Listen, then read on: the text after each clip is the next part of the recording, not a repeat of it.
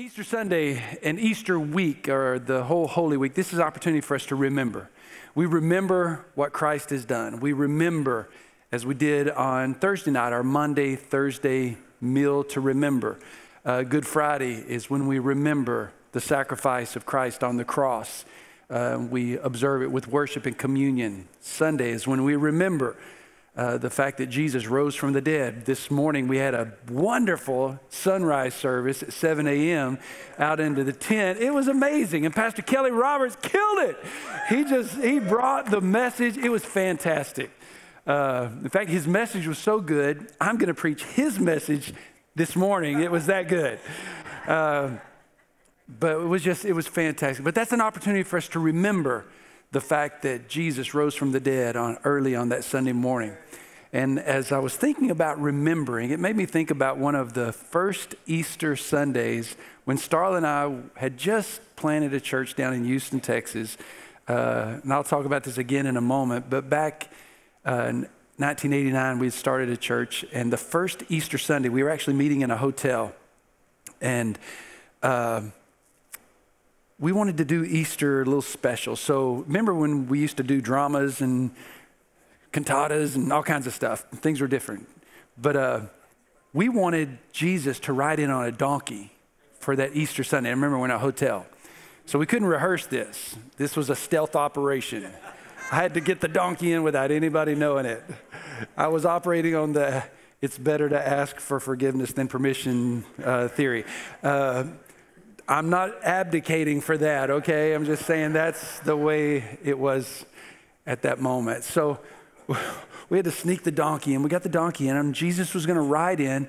And we actually had a cassette tape of some other big church Easter musical that we just wanted to play this one song so that back in cassette tape days, I know some of you young people don't know what I'm talking about. Google it, okay? There's a thing that was called cassette tape. And we were just going to play that one song. And during that song, Jesus was going to ride in on the donkey. And it was talking about Hosanna and laying palm leaves before him. And so we had some ladies laying palm leaves down here. And so Jesus was supposed to ride the donkey up here, pass over the palm leaves. And we were going to have this celebration as Jesus arrives. And he's going to heal somebody over there. The only problem is when the donkey came in and the spotlight hit the donkey, we hadn't rehearsed this. Remember, stealth operation. The donkey froze. And I'm up here beginning to panic because I know we're on a time frame. I need Jesus down here, palm leaves. Ladies are laying them. There's a boy that needs to get healed over here. And we got to do this in 2 minutes and 33 seconds. The song will be over. And he's just, he's kicking the donkey and trying to get the donkey to go. And you've never seen Jesus do that to a donkey. Usually he just commands the donkey, but no, he's kicking the donkey. And finally a man in a suit and tie says, I know how to make a donkey move. So he gets up out of the audience and walks over into our biblical scene with his suit and tie on, twists the donkey's tail, pops the donkey on the rear end, and the donkey starts bucking. And there's Jesus holding on. And he gets down about halfway down the little aisle and then just stops and freezes again, and the donkey's not moving. And, again, I'm panicking. I think we're going to have lawsuits and people are going to get hurt. And so I run over and I say, hey, Jesus, not that I ever want to tell Jesus what to do, but Jesus, get off the donkey. Come on. 2 minutes, 33 seconds. Let's go. Palm leaves are in place. Let's go. And so he finally gets down here and he comes over here. Well, it's so entertaining and so distracting that the sound guy forgot to push pause at the end of the song of the cassette tape of somebody else's musical that has a narrator on it. And the tape just keeps playing, and the narrator comes on and says, and now let's all stand and worship the King of Kings. And people start standing and worshiping, and I'm saying, no, don't stand and worship. No, that's not part of our program. I mean, yes, let's worship Jesus. Oh, yeah, that's my memory of Easter. We're not doing donkeys anymore, those spotlights. But you know what? At the end of that message, there were like 3 people that got saved anyway. That just lets me know that God can work through anything. We're beginning this Easter message and this series this month, as Pastor Kyle said, Scars. And I'm going to talk to you about scars. I'm going to talk to you about the scars of Jesus. But I'm going to talk to you about my scars as well. And then you're going to hear the testimony of one of our young ladies, and she's going to share her scars. And some of our other people have recorded their testimonies, and they're going to tell their stories of scars over the next few weeks. But let me begin by this. There was a story of a young boy, South Florida, who had decided he, after coming home from school, was going to go swimming in the little swimming hole behind his house. And so he ran in through the front door and pulled off his t-shirt and tennis shoes and socks and left a trail of clothes through the house as he ran out the back door and jumped into the little swimming hole and started swimming across the lake. When his mom's watching from the kitchen window and she notices an alligator coming from the shore of the other side. In panic, and she's terrorized. She goes running out of the back door, screaming, yelling at her son to turn around, turn around, turn around. He finally hears her cries and her screams, and he turns and starts swimming back towards the shore, but not before the alligator reaches him. Alligator grabs him by the legs, and mama grabs him by the arms, and a tug of war for this boy's life begins. The alligator obviously is much stronger than the mama, but the mama is way more determined than the alligator. And through all the screams and the yells and the commotion and the struggle, a nearby neighbor hears all this going on, comes over, takes aim, shoots, and saves the boy's life as he kills the alligator. The boy spent weeks in the hospital recovering from all of his wounds. And after he finally came home, a newspaper reporter wanted to come over and do a story on this amazing story of rescue. And he sits down with the boy and he's hearing his story and hearing every detail, when finally the reporter asked, "Would you show me your scars?" And the boy reaches down to pull up his pant leg, and he can't help but notice the eyes of the reporter are looking at the scars on his arms, not his legs. And that's when the boy looks to the reporter and says, "I have great scars on my arm as well. Those are scars because my mama would not let go." And I believe that every single one of us have scars because God wouldn't let go. While we were trying to run away from him and we were trying to do our own thing and we're falling off the wagon and we're making mistakes and we're hitting the ditch and hitting the rut and we're in the pig pen of life and sin's teeth are clenching in on our life, we've got scars because God grabbed hold of us and he wouldn't let us go. He kept pulling us back in, and maybe we've got scars that have left us wounded and left us marred and maybe left us maimed, but it was because God would not let go. How many are glad God wouldn't let go of you? We all have those scars. In John chapter 20, verse number 19, it says that Jesus came and he stood among them and he said, "Peace be with you." And after he had said this, he showed them his hands and he showed them his side. What was he doing? He was showing them his scars. He showed them the scars in his hands. He showed them the scars in his side. The context of this is that Jesus has just been raised from the dead. His body is missing. The disciples have just spent the last 3.5 years following Jesus. 3.5 years they're following him. They've watched him do miracle after miracle after miracle. He's been discipling them, mentoring them, training them, preparing them. And then all of a sudden, Jesus is crucified, placed on this horrible cross and crucified, placed in a tomb, and now his body's missing and the disciples are being accused of having stolen it. And they're just wondering, what in the world has happened to our life? What in the world has happened to our world? Everything that we know it has just been turned upside down, and they're in fear for their own life because they're afraid the same thing that just happened to Jesus is going to happen to them. So they're hiding out in total and utter fear. And Jesus walks into this room where they are.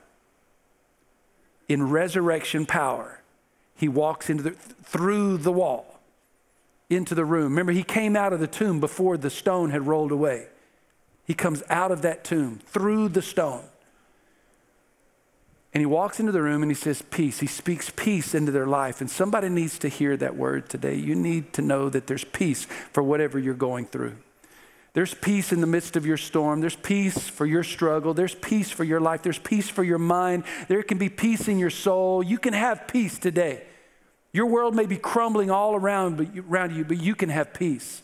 Things may not look good, but you can have peace. Nothing may add up or make sense to you, but you can have peace in the midst of that storm. If you don't hear anything else today, you need to know that there's peace for you. You can obtain that peace. You can get hold of that today. And here the disciples, their whole world is turned upside down, and I'm sure that each and every one of us have at one time or another, or maybe right now, going through some of those same type of feelings. We're dealing with disappointment, discouragement, despair. Maybe we're dealing with more questions about the past or questions about the future that we have answers for. And maybe we're dealing with anger and frustration. And we're wondering, what has happened to my world? Maybe you got a bad doctor's report, or maybe somebody just walked out on you, or maybe your company fell apart, and maybe a pandemic hit the country. I don't know, maybe something like that could happen. And we're wondering, what has happened to my world? What's happened to my life? What's happened to my family? What's happened to my marriage? What's happened to my kids? That's the way the disciples felt. Everything just turned upside down. And so Jesus walks in and he says, peace, peace be with you. And then he shows them his scars. Why? Because scars have a story to tell. Scars have a story to tell. Now, some people like showing their scars. It's like a badge of honor. Anybody like showing your scars? Let me just see. Any of you? Come on, don't lie. You know, some of you. Okay, how many of you say, no, don't like showing my scars? I bet most of us have scars that we don't like to show. We don't consider scars to be a beauty mark. So we cover it with clothing or we cover it with makeup. But yet scars have a story to tell. And there's all kinds of scars. There's physical scars, there are emotional scars, spiritual scars, relationship scars. We all have scars, psychological scars. I've got scars that are completely my fault, nobody else's. I have scars that are somebody else's fault, not mine at all. Somebody inflicted that wound on me. I have scars that are nobody's fault. It's just an accident. No sense trying to find somebody to blame. It just is what it is. We all have scars like that. But remember Thomas, one of Jesus' disciples, that said this, unless I see the scars, I'm not believing. I don't believe that Jesus rose from the dead unless I see the scars. So Thomas needed to see scars, and that's why we're going to become very vulnerable here over the next few weeks and share scars. I mentioned the church that Starla and I planted back in 1989, long time ago, in a hotel. And we met there for a few years before we moved into a storefront building, then moved into a new sanctuary. And the fact is that God blessed that work. And it began to grow and it began to prosper, and we had multiple campuses and churches we planted out of that church, and God did some amazing things. 17 years ago, we had just completed the construction of a new sanctuary, a 2,000-seat auditorium, but yet, even in the midst of this growth and this blessing, I was disconnected. The fact is, I had fallen into a trap of pride and arrogance and really truly believed that everything that we had experienced was because of me. Every success was because of me. It was a sad mistake to make. It wasn't, look what the Lord has done. It was, look what I have done. And I got disconnected from Starla. I got disconnected from my children. I got disconnected from my leaders. I got disconnected from God. Because you know what happens after pride? There's always a fall. And I became so arrogant and foolishly prideful that I did fall. I failed. I failed my wife. I failed my God. I failed my kids. I broke the vows that I made to my wife. And I failed. I made a horrible, horrible decision. And the fact is, I was so ashamed at what I'd done that I didn't want to face my wife. I didn't want to face my kids. I didn't want to face anybody and make somebody have to look at me knowing what I'd done, that I wanted to take my life. This one day I can say, this one day I knew what it was like to want to take my life. In fact, I took my gun and I got in my car and I drove. And if I could have found the place or the time or the courage, I probably would have done it. But I ended up driving back to the very place where when I was 16 years old, I gave my life to Jesus. I don't even know how I ended up there. I was so traumatized at that moment. I just ended up at this place and I realized this is where I committed my life to Christ at 16 years of age. When I was 16, I heard the words of a song that said, "Come unto Jesus, give him your life today. He'll forgive and forget and teach you how to live or show you how to live." And I gave my life to Christ listening to that. And here it is, some, 25 years later, and I'm lost again. And I hear those words again. But at this point, I began to argue with God. And I said, "I have nothing to give you." I hear these words, "Give him your life today." I said, "I have nothing. I'm broken. I'm a failure. I have nothing to give you. I have nothing to offer you." And that's when I heard the Lord say to me, "If you'll give me your brokenness and you'll give me your failures, I'll make something out of it. I'll make you whole again." And I thought, you want this? You want this mess? I'll be happy to give you this mess. And I had this moment where I gave it all over to him again. And God began a restoration process in my own life, and a restoration process in my marriage, and a restoration process with my children, a restoration process in my calling. And God began to do a miracle in our life, and I couldn't imagine that how he began to restore my heart and my life. I mean, I stood in front of our church and I had confessed my sin and I had resigned my church, and we started on this long process of recovery. And I don't tell this story to magnify sin. I tell this story to magnify the miracle of restoration.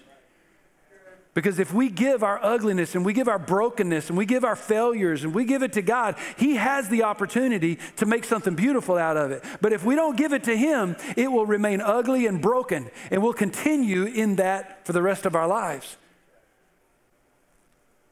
I appreciate Pastor Kelly sharing his scars this morning. The fact is, every single one of us have scars. We all have pain. We all have things that we're going through. And I recognize that my scars may disqualify me from being able to speak into somebody's life, but my scars also uniquely qualify me to speak into others. And that's who God has called us to speak to. And let me just mention that our scars, they remind us of who we are. Our scars remind us of who we are because the scars tell our story.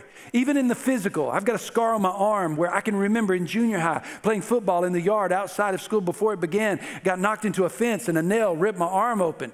It's part of my story. It's part of my life. I've got a scar on my leg from a motorcycle accident. I've got a scar on my other leg from a branch where I fell into a bush and a freshly cut trimmed branch rammed into my leg. I've got a scar on my hand from a knife cut and a scar over here from a broken glass. I've got a scar on my neck from a surgeon's scalpel. I've got a scar on my toe from my brother who threw a knife and stuck it in my toe.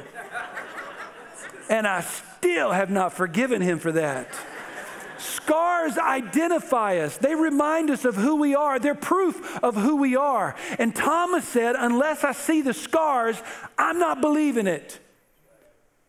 So unless we're willing to share our scars and show our scars and tell the story, there are some people that just won't believe that God can make something beautiful out of the mess that we've made. So I'm just showing some scars today. Thomas said, I need to see the scars.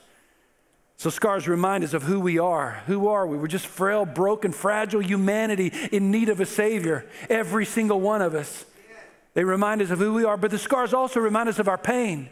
They remind us of what we've been through. They remind us of where we have been. In fact, if you remember the movie Jaws, while the men were out there searching for the man-eating great white shark, and there's a lull in their search, and they're talking and sharing stories and trying to one up the other. And one says, I've got scars from the war, and another says, I've got scars from a shark attack. And one says, he just rips open his shirt. The one played by Richard Dreyfuss. He just pulls his shirt open. They said, what, bypass surgery? He said, no. Betty Sue, 7th grade, she broke my heart. So the fact is, we all have scars. It may be a broken heart, maybe a broken arm, maybe a broken life, a broken marriage. The fact is, we all have scars, every single one of us. They remind us of our pain. You can't live this life without getting some scars. You can't live this life without making some mistakes. You can't live this life without just doing some things that we wish we could take back. And every day I live with some regrets, wishing I could take back things that I've done and retrace the steps, do it over again. So yeah, the scars remind us of pain, but more importantly, scars remind us that we can heal. We can heal from whatever has wounded us. We can heal. Yeah, the scars remind us of a wounding that took place, but also a healing that occurred afterwards. The scars remind us of damage and danger that maybe we walked through, but also reminds us of some recovery and restoration that followed after that. We've all got wounds from every type of incidents, from maybe a falling off a bicycle as a kid, or maybe a motorcycle accident as a teenager, or a car accident as an adult. Maybe we have wounds from different things, but the fact is, every single one of those wounds remind us that we can heal from it. So the rest of the story is, yes, I made a terrible mistake, and I have a scar that tells a story. But the rest of the story is that I can remember back in 2007 when we're sitting around as a family and we're having literally a prayer meeting, a devotional night with our kids, and we're starting to dream again. And this was really designed more for our kids, and we're just trying to speak life. Starla and I are just speaking life into our kids, and they began to dream about the future and dream about possibilities and dream about what they wanted to do. And all of a sudden, in our little family devotion prayer meeting, it really came from our kids. We feel like we're supposed to plant a church. I said, no, we've been there, we've done that. We can do it as a family. And I remember the feeling of shame coming over me again, saying, I don't deserve that opportunity. I haven't earned that right. Nobody will want to listen to me. Tried to talk them all out of it. Long story short, we came out of that meeting that night deciding, you know what? Let's plant a church, and we'll just minister to broken people. 2007, we started Freedom Church in a YMCA. We started meeting, setting up, and tearing down, and God started blessing that work. And then in 2009, those who've been around for a while, you know, we merged Freedom Church with CLA here in this building, and we put those two churches together.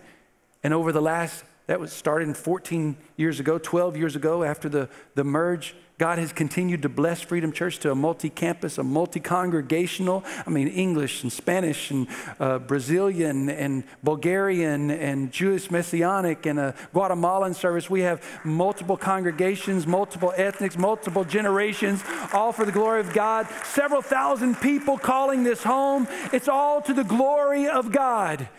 And I can honestly, truthfully, sincerely say, none of it is because of me. It's all in spite of me.